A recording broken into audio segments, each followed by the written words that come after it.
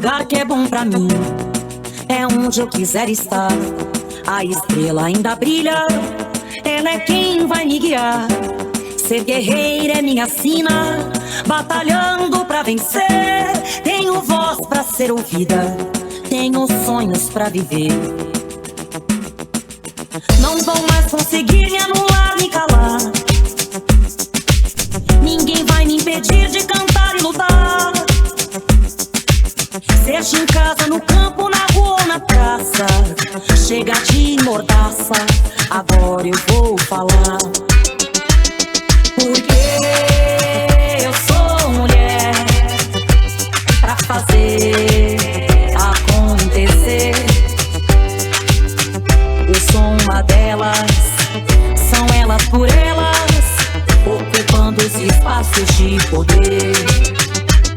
Porque eu sou mulher pra fazer acontecer. Eu sou uma delas, são elas por elas, ocupando os espaços de poder.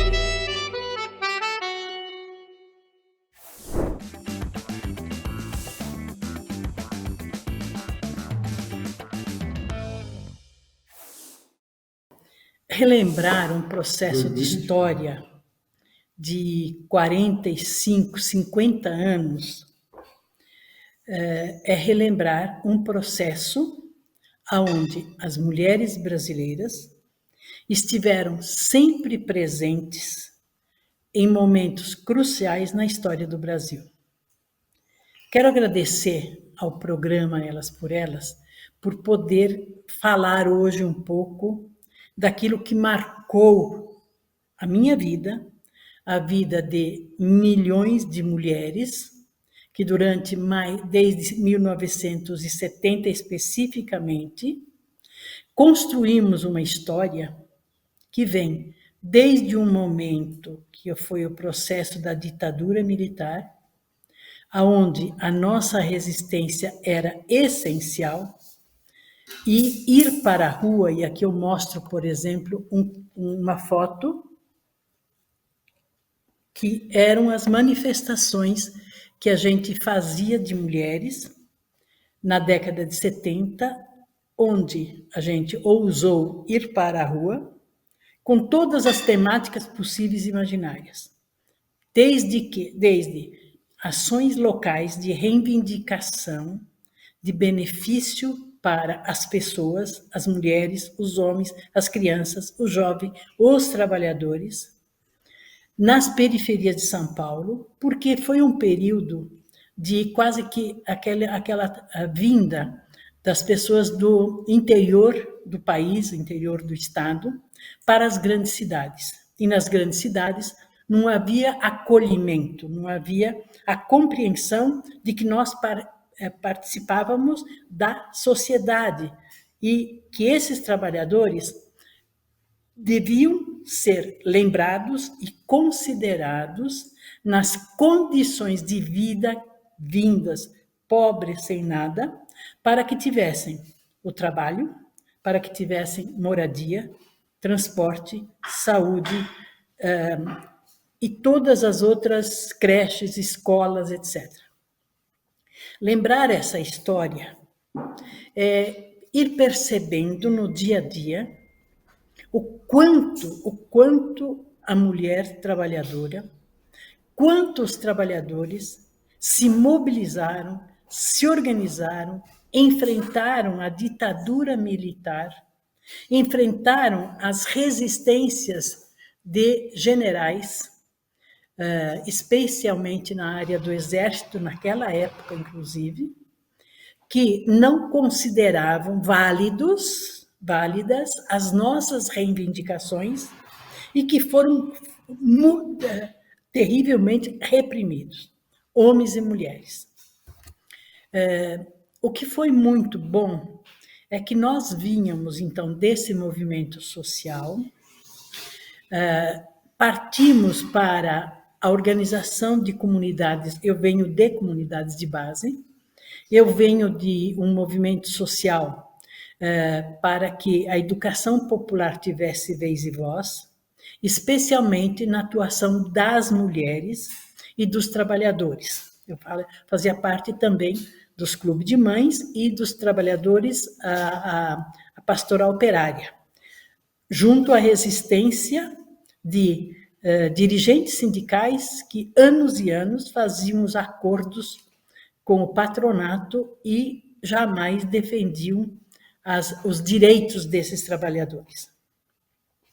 Isso nos levou a ter mulheres que, com medo, com o controle dos homens sobre as mulheres, elas passam a enfrentar isso, a compreenderem o seu papel na sociedade, o seu papel como eleitoras e como direito de participação na política, que lutar por creche, por escola, por transporte, por saúde, por hospitais, era uma ação política, política também das mulheres. Com muita força, a gente conseguiu comprovar aos homens, aos dirigentes políticos, seja de São Paulo, seja de qualquer lugar do país, que nós, mulheres, somos essenciais para o desenvolvimento do país, para o desenvolvimento das pessoas, através da família, e da educação e da participação democrática. Mulheres, temos direitos, temos a palavra, nos organizamos para sermos ouvidas e conseguimos conquistar o benefício de milhões e milhões de pessoas. Cito, por exemplo, a luta pela água. A luta pela água em São Paulo, por exemplo, era uma luta insana, porque nós morávamos, por exemplo, eu morava no Jardim Ângela, onde era ao lado da represa do Guarapiranga, que oferecia a maior porcentagem da água para a cidade, saía de lá. E nós não tínhamos água. Nós precisávamos furar os poços para termos 30, 40 metros para termos água e o esgoto. Mas saímos vitoriosos. A última luta que a gente fez foi juntarmos 40 ônibus cheios de gente para que essas pessoas dissessem de viva voz que nós tínhamos o direito à água e conquistamos. À medida da participação e enfrentamento da ditadura militar e da participação dos trabalhadores junto às fábricas, o direito do trabalho, controle de tempo de trabalho dentro da fábrica, então as horas de trabalho, os salários, o arrojo salarial, eram temas que a gente tratou. Evidentemente que isso, em 1974, nós participamos das eleições apoiando candidatos. 1976 também. 1978 foi requerido de mim, por parte de um grupo grande de entidades sociais, que solicitaram que eu me candidatasse a deputada. Por que não termos a nossa própria voz encaminhando as nossas necessidades? E isso, a partir dessa decisão de muitas entidades na Igreja do Socorro, acompanhados aqui, eu quero citar o padre Luiz, o padre Ângelo Gianola, que nos ajudou na articulação das comunidades, e também a irmã do Santa Maria. Nós já tínhamos passado pela repressão do movimento Custo de Vida, que era a maneira que a gente trabalhou, era organizar a mulher para exigir controle do custo de vida e exigir emprego, salário e reforma agrária. Nós participamos o MDB na época, ou nós tínhamos dois partidos, Arena e MDB. Nós participamos do MDB. Quando surge a ideia de partido político, nós reunimos muitas entidades. Eu pessoalmente reuni muitos grupos. Aqui em Campinas, onde eu moro atualmente, perto de Campinas, nós organizamos uma assembleia muito grande para dizer: permanecemos no MDB ou vamos construir o PT? E para nós era tão claro que havendo a possibilidade de um Partido dos Trabalhadores, nós deveríamos engrossar a construção desse partido. E esse partido vinha de encontro à nossa voz, requerendo a solução dos nossos problemas, mas, evidentemente, éramos menos mulheres na política partidária. Era difícil, era outra batalha. Como, por que participar de um partido, ou como e por que ser candidato e representar a voz e as necessidades desse povo no parlamento ou no executivo. É preciso lembrar, ditadura, que nós brigamos por direta já, que nós não tínhamos direito a voto, e, portanto, voltar essa democracia participativa no momento eleitoral foi fundamental. Muitas mulheres diziam assim, mas eu tenho tanta coisa para fazer, eu tenho que lavar, passar, cozinhar, cuidar de filhos, trabalhar, e aí vou participar da política, por quê? Bom, isso ficava claro que no diálogo permanente, de ouvir as pessoas, de conversar com elas a partir das necessidades delas e tentar responder juntas essas questões, que todas as questões têm sentido de existir, e é muito importante que se converse com essas próprias pessoas, como que elas enxergam a solução. Essa maneira pedagógica de conversar, de construir a descoberta dos problemas que é meu, que é de todo mundo, a descoberta que a gente vai superar só com organização, evidentemente, tinha uma metodologia de encontros semanais, assembleias que a gente fazia, discussão de partido, por que partido, e quando a gente opta por um partido, a gente está optando pelo quê? Essa é uma questão fundamental. A decisão que foi tomada a partir, por exemplo, de São Paulo, onde eu fui secretária de organização do Partido dos Trabalhadores desde o primeiro dia. Eu participava com Lula, com Jacob Ittar, com todas as pessoas que eram do diretório ou construíram a primeira proposta do partido.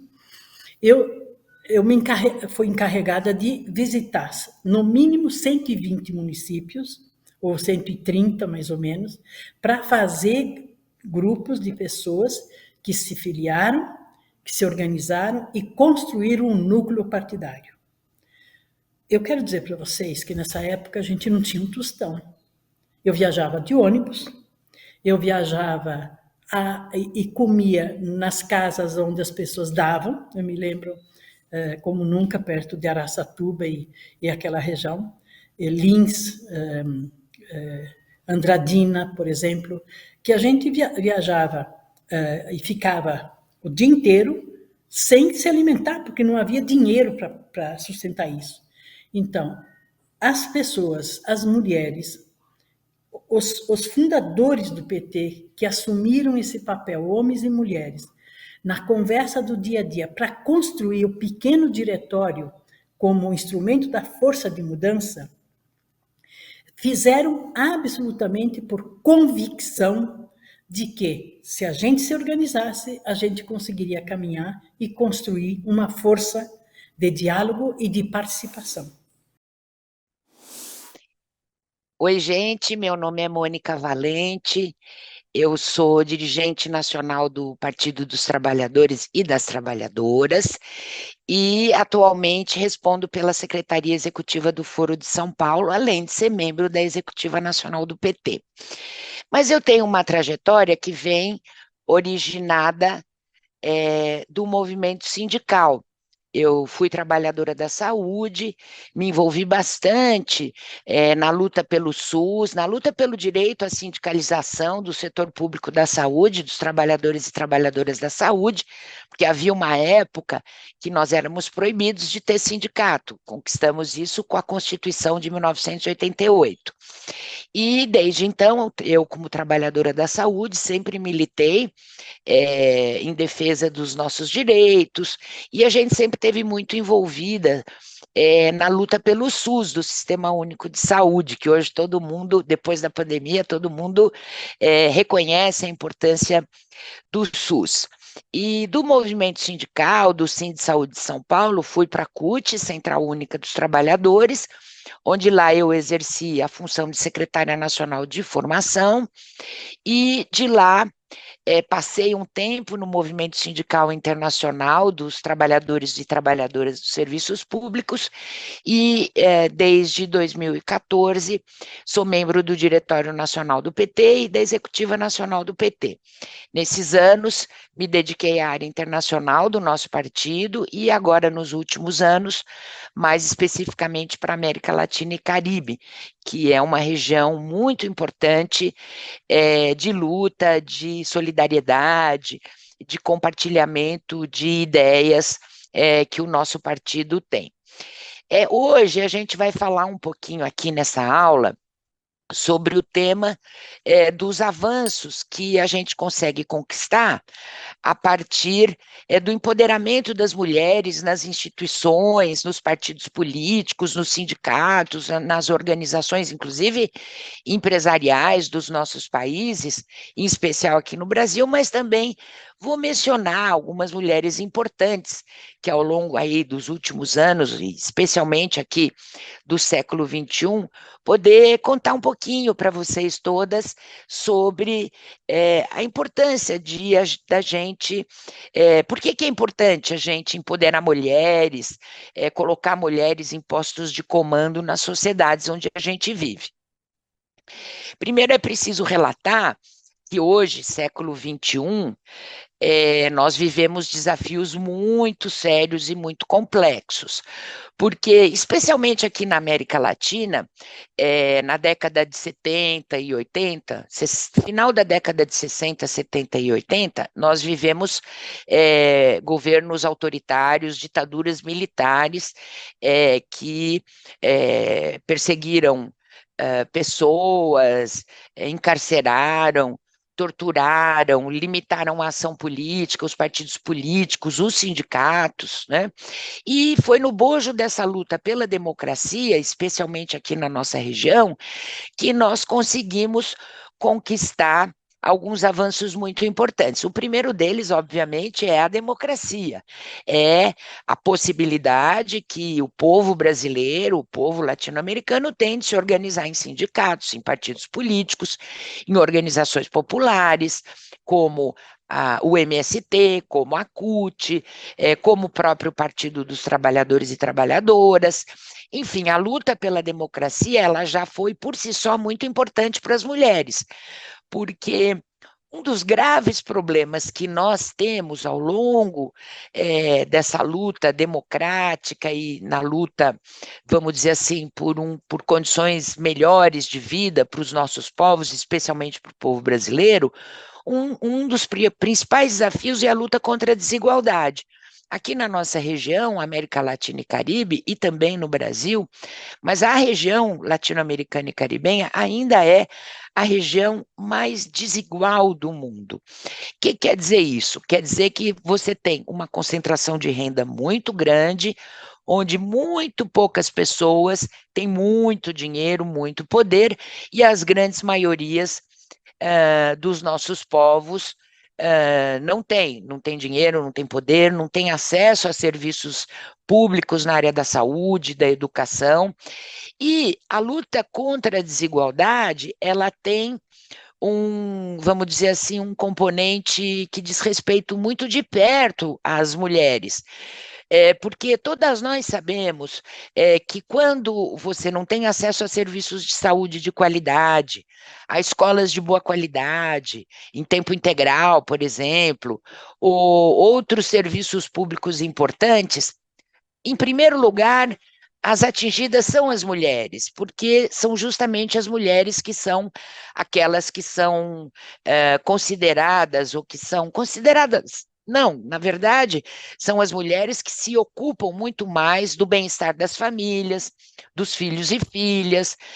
Isso, tradicionalmente, por diversas razões que não vem ao caso aqui discutir nesse momento, mas por diversas razões, as mulheres sempre são as que são responsabilizadas pelo cuidado, pelo bem-estar da família, pela trajetória dos filhos nas escolas, E isso, quando você tem uma sociedade muito desigual, onde o acesso a esses bens e serviços, ele é muito restrito às pessoas que têm dinheiro e poder, evidentemente as mulheres são sempre, principalmente, as mais atingidas. E isso trouxe as mulheres para o cenário da política. Eu me lembro bastante, no final da década, meados da década de 80, aqui em São Paulo, houve um importante movimento de luta contra a carestia, que se chamava assim na época, a inflação era altíssima, os trabalhadores não podiam fazer greve porque era proibido pela ditadura, então os salários eram baixos, não havia reajuste salarial sequer pela inflação, mas esse movimento contra a carestia, ele surge justamente em setores populares aqui da cidade de São Paulo, liderado por mulheres, porque são as mulheres que vão ao supermercado, que buscam prover a sua família de alimentos e tudo isso. E também no mundo sindical, naquela época, também aqui no Brasil, 78, 79 e 80, quando surgem as grandes greves, as famosas greves metalúrgicas do ABC, entra em cena também, vamos dizer, esses novos protagonistas, que são os trabalhadores organizados, e que vão contribuir na luta democrática, mas também na luta contra a desigualdade. E as mulheres sempre tiveram um papel muito importante na luta democrática no nosso país. Vale lembrar que, por exemplo, uma das greves mais emblemáticas lá da região do ABC, no final da década de 70, quando o então operário metalúrgico Luiz Inácio Lula da Silva foi preso porque a greve era proibida por lei, eles estavam em greve e a ditadura o prendeu, houve uma importantíssima passeata de mulheres lá em São Bernardo do Campo, liderada pela Marisa Letícia Lula da Silva, companheira do presidente Lula à época, e colocou também em cena as mulheres. Né? Eu me lembro também, muitos anos depois, uma importante greve na Ford, uma greve metalúrgica na Ford, aí eu já era dirigente nacional da CUT, a importância que houve, a greve foi fortíssima, greve por salários, isso já foi na década de 90, mas a luta importantíssima das companheiras, dos metalúrgicos da Ford que estavam em greve. E como foi uma greve de um enfrentamento muito grande, com ameaça de repressão, de prisão, enfim, de impedimento, né, do direito legítimo dos trabalhadores metalúrgicos da Ford fazerem greve, houve um movimento importante das companheiras dos metalúrgicos da Ford, que na sua maioria eram homens. E tudo isso para dizer que as mulheres, quando elas entram em cena, se organizando, quando elas se organizam para lutar por melhores salários, por melhores condições de vida, ou contra a desigualdade, isso faz uma grande diferença na conjuntura de cada país. E por isso que é muito importante a gente sempre olhar para essa luta histórica das mulheres e perceber como é importante que as mulheres elas se organizem, que elas busquem espaços de poder, porque é através desses espaços de poder que a gente também vai construindo melhores condições de vida, de saúde, de educação, de emprego, para o conjunto da classe trabalhadora e do povo brasileiro. É muito importante ressaltar isso, que a luta das mulheres, ela se insere nessa luta mais geral contra a desigualdade.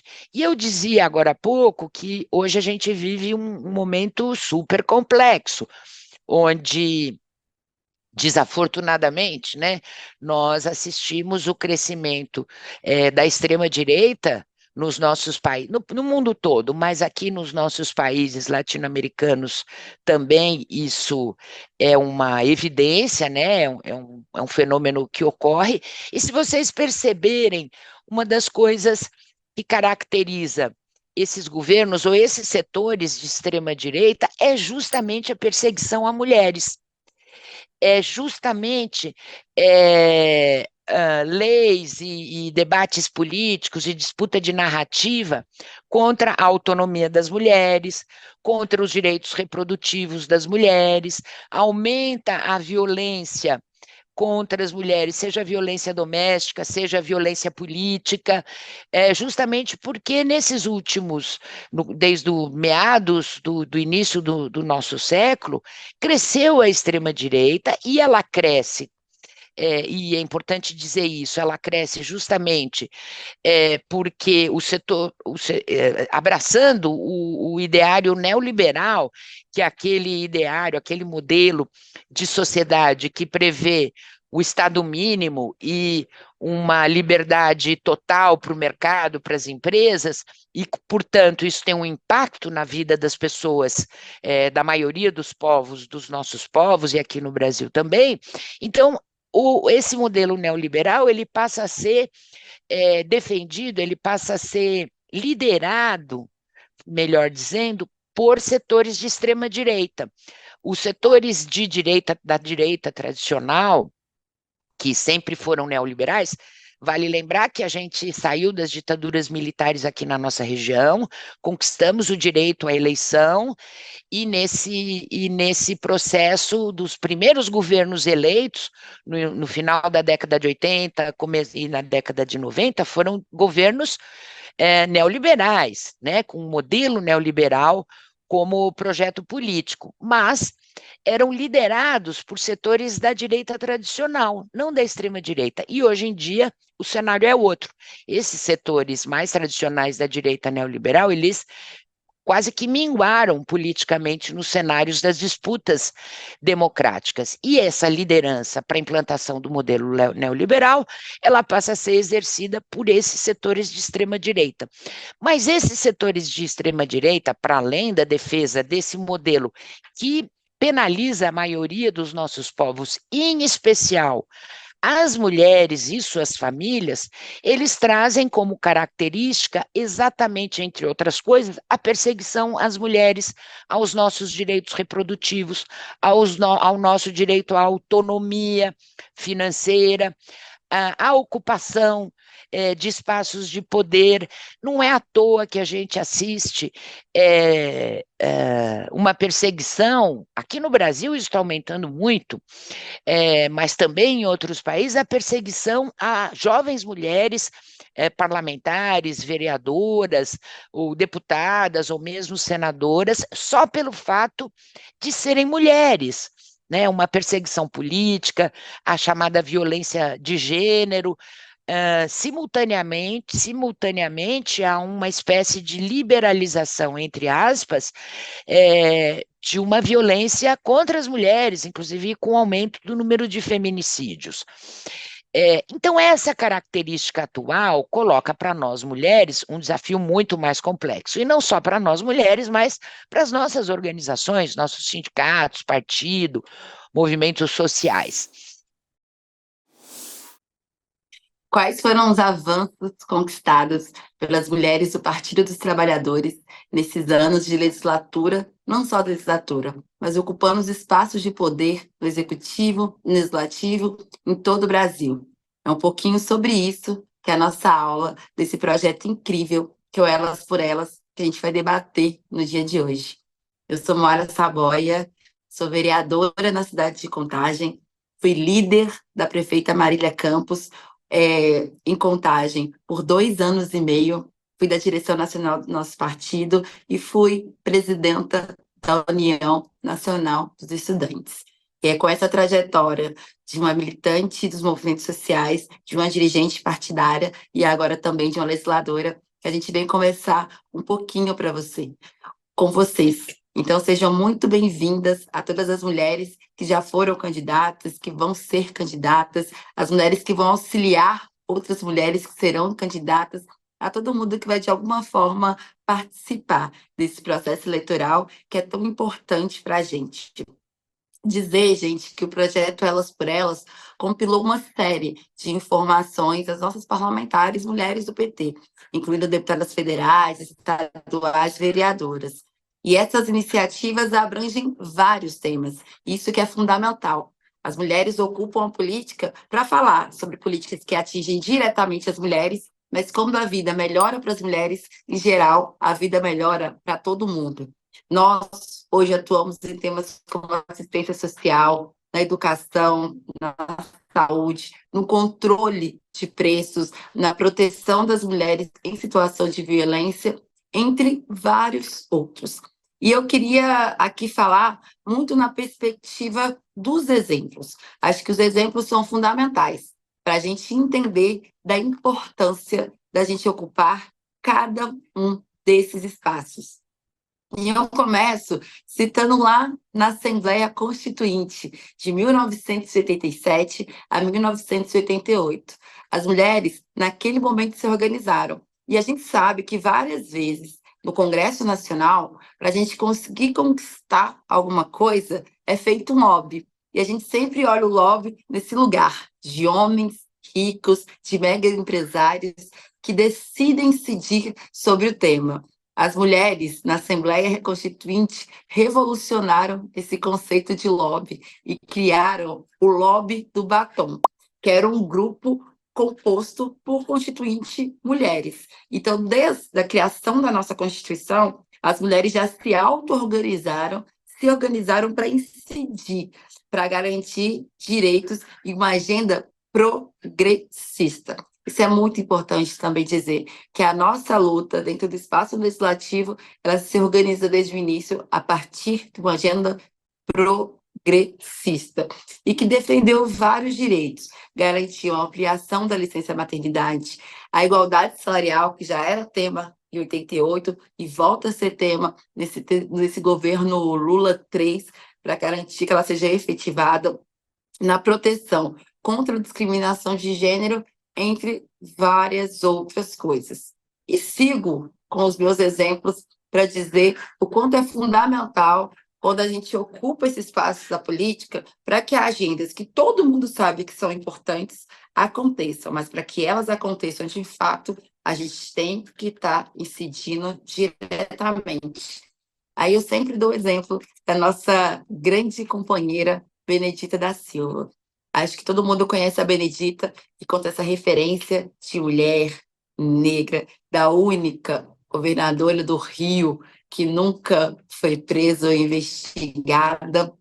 Mas, enfim, para além disso, a Benedita da Silva, além de uma grande militante, ela foi empregada doméstica e precisou da Benedita da Silva ocupar o espaço do Congresso para que, finalmente, esse resquício tão forte da escravidão fosse tema para o Congresso Nacional. Todos os trabalhadores do Brasil tinham direitos, menos as empregadas domésticas. Hoje a gente vê muita denúncia de trabalho análogo ao escravo envolvendo as empregadas domésticas, mas há poucos anos atrás elas podiam sim trabalhar mais de 8 horas por dia, trabalhar mais de 6 dias na semana, trabalhar sem descanso remunerado, trabalhar sem direito às férias. E precisou da Benedita ocupar esse espaço, uma ex-empregada doméstica, colocar sua roupinha de empregada doméstica, subir naquele púlpito para defender que essas mulheres, que são principalmente mulheres negras no Brasil, tivessem direitos reconhecidos. Posso dar outro exemplo, a deputada Regiane Dias, do Piauí, que propôs, gente, esse debate que a gente está aí, tanto falando dele e que hoje é uma prioridade para a nossa agenda do Partido dos Trabalhadores, mas principalmente da agenda de quem quer a distribuição de renda, que é a taxação das grandes fortunas. Foi uma proposição de uma mulher e das mulheres que sabem que 60% das famílias que são presididas por mulheres pretas estão em segurança alimentar. São as famílias mais pobres do nosso país. Quando a gente estava no contexto da pandemia, num governo tão difícil, a gente teve as nossas deputadas federais, Marília Reis, do PT, Rosineide, do Mato Grosso, e Natália Bonavides, do Rio Grande do Norte, que propuseram medidas para garantir renda básica para a população, a renda básica emergencial, que foi uma proposta muito encabeçada pelas nossas mulheres, porque sabiam também que foi nas costas das mulheres que incidiu com grande força o trabalho que não era feito mais pelo poder público durante a pandemia. Porque quando as escolas fecham, quando os centros comunitários onde os idosos vão fecham, quando vários lugares fecham, são as mulheres que acabam cumprindo essa tarefa do cuidado. E essas companheiras, entendendo que essa tarefa precisava ser remunerada, elas foram fundamentais para o avanço da ideia da renda básica emergencial que foi construída pelo Partido dos Trabalhadores. A gente viaja o mundo e a gente acha que é muito normal algumas coisas que a gente já vive com tanta naturalidade no Brasil. Mas, novamente, pensando nessa distribuição do cuidado, que é uma agenda que vai ser fundamental, gente, para as eleições de 2024. Pensar o cuidado não mais como tarefa da mulher, mas como tarefa do Estado, dos nossos municípios, dos nossos estados, do país. A nossa deputada Érica Concai também foi revolucionária. E, de novo, gente, eu conecto com o que é mais importante para a vida das mulheres. Quando a gente pensa no lugar também desse cuidado e quem, de fato, acompanha historicamente as nossas crianças. A Érica Concai, ela apresentou uma medida para fornecer alimentação aos alunos da escola pública. Parece normal e cotidiano para a gente hoje, mas a gente andar para alguns países da América Latina, a gente entende e quanto essa medida é fundamental para garantir a segurança alimentar, não só dessa criança, mas de toda essa família. Toda vez que a pobreza aumenta no Brasil, a gente tem relatos de mães que deixaram de comer para garantir a alimentação dos seus filhos. E é focando nisso, nessa segurança e na qualidade da educação, que quem tem fome não aprende direito, que a nossa deputada gênia Érica Concai também conseguiu avançar nesse sentido. E aí, por fim, eu também não podia deixar de citar a Maria do Rosário, né, que propôs a lei para garantir o atendimento especializado e tornar as denúncias dos 180 urgentes. Não bastava as mulheres denunciar, era importante que essas denúncias fossem tratadas e que elas tivessem um atendimento especializado. A efetivação dessa política ainda é uma luta nossa, mas o trabalho das mulheres para garantir a segurança das mulheres segue sempre sendo fundamental. E aí, por fim, eu queria dizer de um avanço nacional, e vou dar um específico aqui do meu estado. Dizer que em julho de 2013 foi aprovada a criação da Secretaria da Mulher no Congresso Nacional. O que é importante dizer, gente, é que as mulheres passam a ter esse espaço organizativo institucional no Congresso Nacional. Essa líder da bancada das mulheres hoje tem direito à voz, a voto e a discursar no plenário no horário destinado aos líderes. Pensando que essa luta começou lá na década de 80, para que a gente fosse reconhecida agora, e que esse espaço institucional fosse criado para que as mulheres pudessem se organizar. E essa estrutura da secretaria, ela tem a Procuradoria da Mulher e a Coordenação de Direito das Mulheres. Isso, sem dúvida nenhuma, vai sempre impactando. E aí eu vou falar do meu estado de Minas Gerais, como o Elas por Elas foi impactando na eleição das nossas mulheres para deputadas estaduais.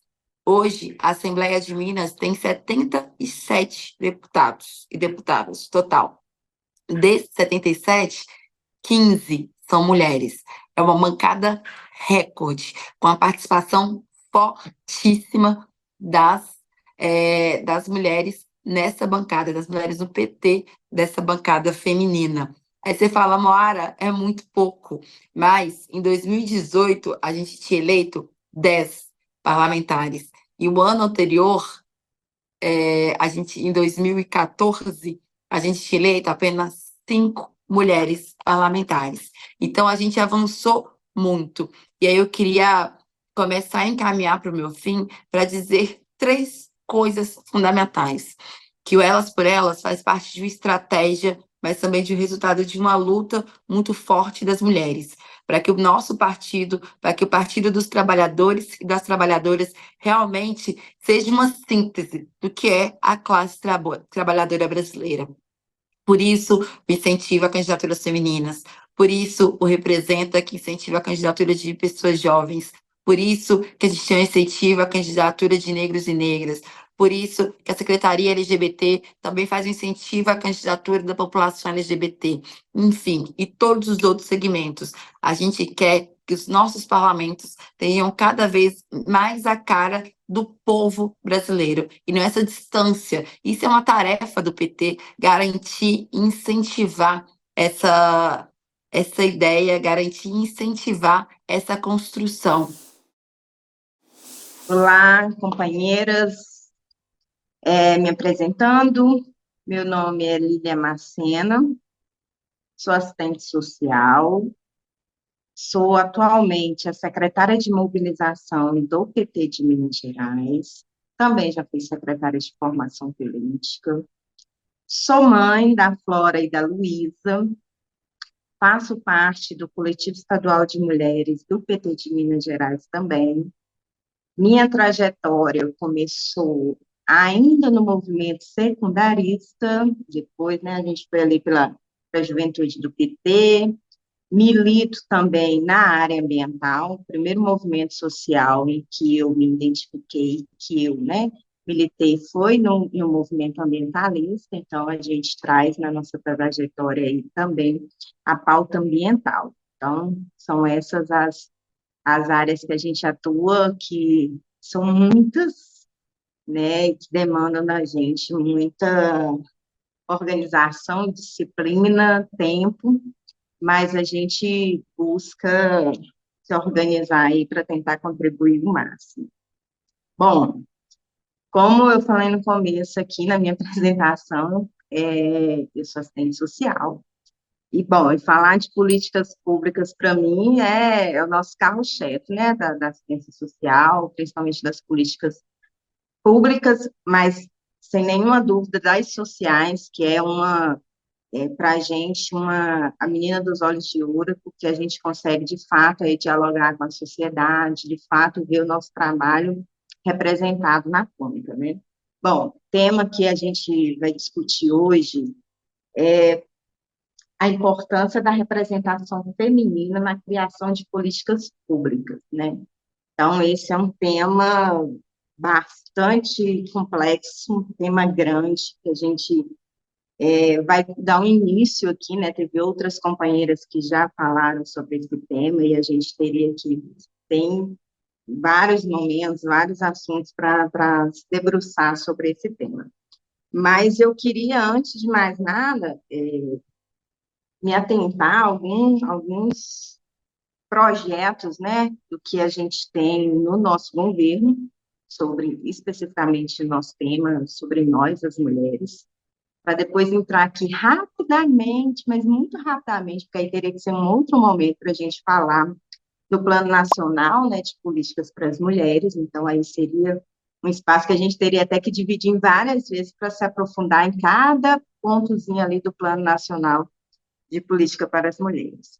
Mas, gente, vamos lá. Até mesmo para a gente poder estar nesses espaços, a gente precisa já ter avançado alguma coisa, né? Então, no nosso governo é um governo que tem um olhar muito sensível para a causa das mulheres, para a nossa pauta, né, que tem essa sensibilidade desde o primeiro governo Lula, e aí veio com a nossa presidenta Dilma, então a gente tem toda essa sensibilidade, esse olhar para a política para as mulheres. E claro que ninguém melhor para fazer política para as mulheres do que as mulheres. Falo isso em todo canto, com todo respeito aos companheiros, mas quem sabe onde cala aperta é quem calça o sapato, e nós mulheres sabemos muito bem onde é que aperta. Bom, mas o nosso governo, ele vem avançando, a gente quer que avance muito mais, mas vem avançando. Eu listei alguns projetos que eu acho que estão em curso e que são muito importantes para nós, e é importante a gente se empoderar, é importante a gente saber o que está acontecendo. A gente está no dia a dia, pensa que todo mundo está sabendo, mas não está. Então, deles, inclusive, esse primeiro que eu vou falar, que eu já tive a oportunidade de ir em alguns, fazer algumas visitas, por exemplo, gente, a Casa da Mulher Brasileira. Então, um importante espaço físico em que a gente tem, né, para construir ali, para recepcionar aquelas mulheres em situação de violação de seus direitos, né, de abuso. Então, a Casa da Mulher Brasileira é um importante avanço que nós temos que ampliar muito mais. A gente sabe que o bom é que estivesse em todo o município, em todos os cantos do nosso país, mas nosso país é um país continental, e a gente ainda está avançando, mas nos lugares que a gente tem, assim, é espetacular, entendeu? Você poder ter esse contato e a pessoa, as mulheres chegarem lá e se sentirem acolhidas, se sentirem, né, protegidas daquele lugar da onde elas estavam, de opressão, do não cuidado, né, da violação dos seus direitos. Então, a Casa da Mulher Brasileira é um avanço que a gente tem que ampliar ainda mais.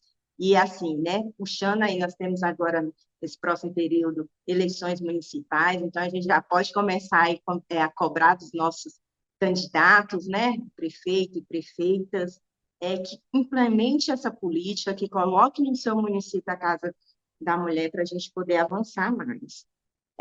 Lei da igualdade salarial, importante avanço, eu digo que esse é desse governo agora, dessa nossa gestão, é uma das mais importantes.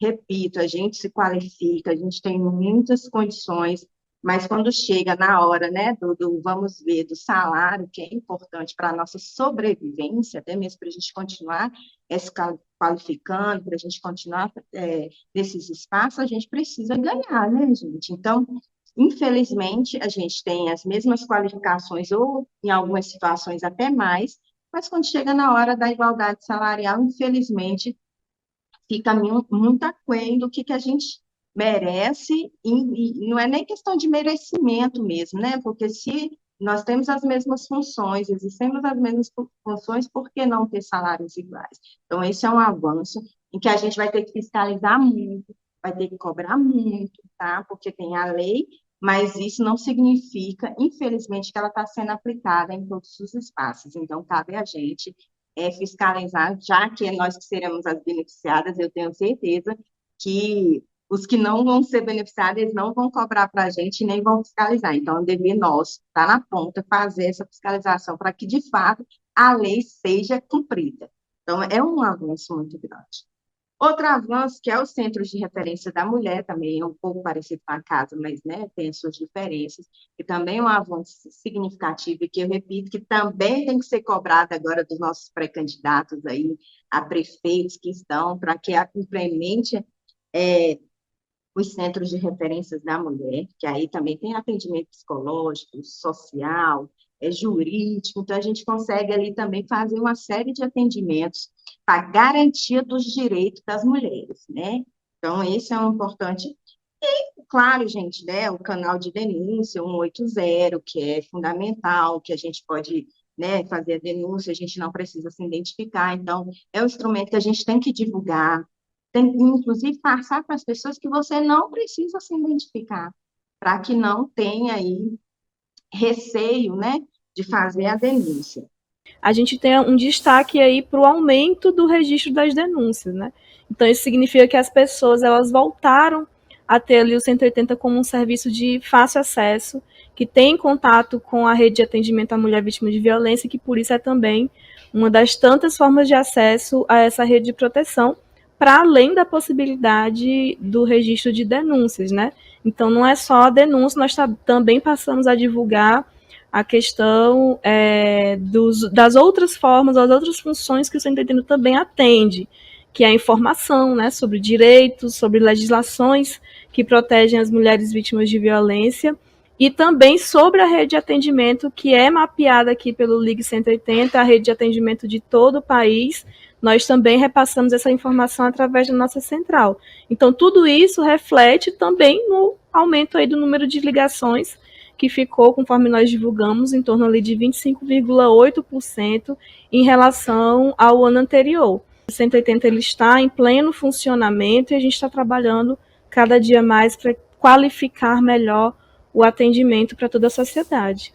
E o Pacto Nacional de Prevenção ao Feminicídio, né, gente? Que é uma pauta que esse ano, no 8 de março, né, a gente, inclusive, a nossa grande questão é ficarmos vivas.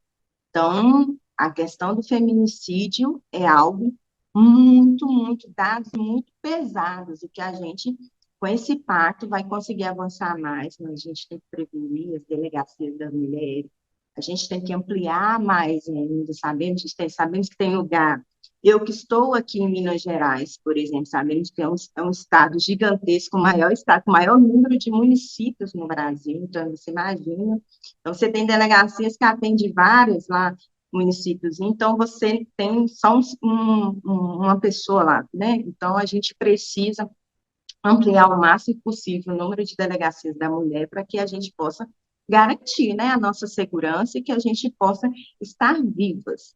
Então, assim, eu peguei só um pouquinho do que é, dos principais projetos, né, ações que o nosso governo tem hoje em andamento, para que a gente possa ter uma ideia em que patamar a gente está, né, em que patamar a gente avançou. Repito, a gente precisa avançar muito mais, mas estamos indo, estamos indo. Então, essa é uma questão que a gente, né, vem construindo. Poderia falar de outras políticas sociais que são muito importantes para as mulheres, né? O Minha Casa Minha Vida, por exemplo, é muito significativo, muito mais que significativo, importante no processo de empoderamento das mulheres, que é a entrega da chave da casa às chefes de família, às mulheres. Então, isso é um processo que nos dá muito ânimo, que nos dá liberdade, né? Porque nós sabemos que muitas das situações que a gente vive de violação é justamente porque a gente não tem aonde morar, não tem uma renda, então a gente termina ficando ali presa ao sistema, né, do agressor, aquela bolha que o agressor envolve a gente, a dependência financeira, claro que emocional também, mas a prisão financeira é uma que nos deixa muito, né, sem condições de realmente se libertar daquele processo. Então, esses avanços traz para a gente isso, né, a possibilidade de a gente conseguir avançar ainda mais. Claro que a educação, todo esse processo de construção social, ele tem que ser contínuo. Mas, em alguns lugares a gente brinca que quem tem fome precisa comer agora, e a gente tem que matar a fome do povo agora, né? Mas a gente tem que construir processos e mecanismos paralelamente que as pessoas consigam andar. Então, essas políticas, elas nos permitem isso, permitem que a gente combata a violência e, ao mesmo tempo, a gente consiga se livrar de fato desse tipo de violação. Então, esse leque de políticas públicas e políticas sociais criadas para as mulheres nos permite esses avanços. Essa é uma questão, né? Então, acho que é fundamental, eu poderia falar muito mais outro dia, por exemplo, aqui uma política que eu vou falar, que foi criada especificamente para as mulheres também, ainda no nosso governo Dilma, que é o projeto Cegonha. Eu gosto de falar nesse projeto porque eu fui atendida por ele, até não entendia direito quando eu fui ter a minha segunda filha, e eu fui atendida, e outro dia eu estava vendo mulheres dando relatos sobre como é bom fazer o pré-natal no SUS, e que você ainda recebe aquela bolsa, né? A gente sabe para as mulheres em situação de pobreza extrema, o que não é não ter nada para você vir da maternidade com seu filho. Então, além de todo o atendimento, você ainda recebe um kit, uma série de produtos lá, para a mulher sair da maternidade amparada. Então, é um projeto que eu tenho muito carinho mesmo, que eu acho que